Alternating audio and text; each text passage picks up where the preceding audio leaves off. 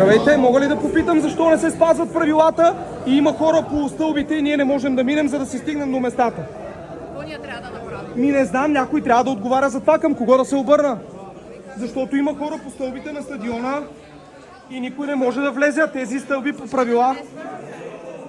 По тези... не мога да не ви снимам, ще ви снимам, защото съм дал пари, ето и себе си ще снимам. Ако трябва, искам да питам аз как да стигна до там и ако нещо стане на някого, как да влезе медицински служител и какво трябва да се случи. Може ли някой да ми отговори към кого трябва да се обърна?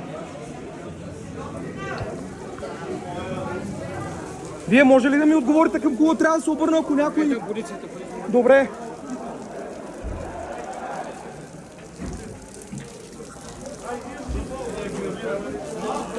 Здравейте! Нали по принцип трябва да са свободни входовете към стадиона, стълби и така нататък? Какво трябва да направим, за да влезем ние на стадиона? Има ръководни табли, там виждам, че има колеги с звезди. Може... Ориентирате се по колеги с звезди. Те са ръководни. Просто искаме, защото има деца, които за първи път са на стадиона. На мен не ми се случва за първи път. Да, и искаме децата да влязат на стадиона, разбирате ли? Защото не може, ако на някой му стане нещо.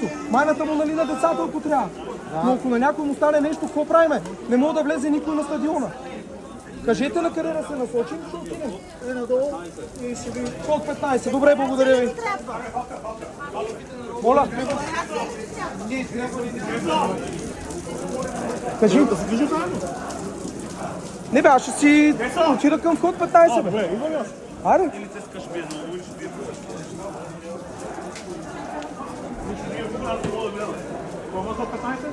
Ами имало полицаи, които трябва да питам тях. Защо? Ами това се опитвам да питам.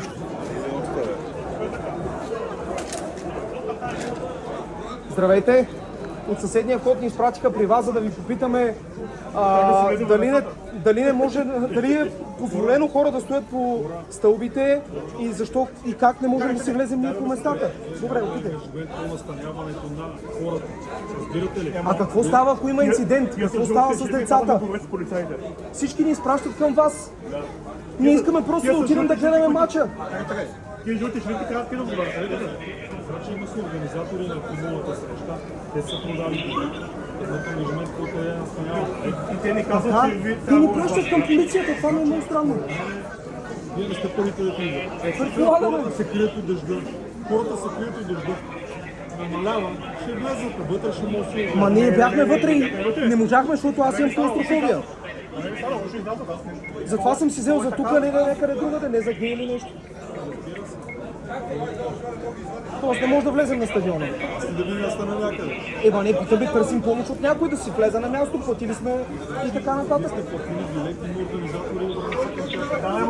Ама никой не ни дава. Всеки казва, търсете полицаите с двете звезди.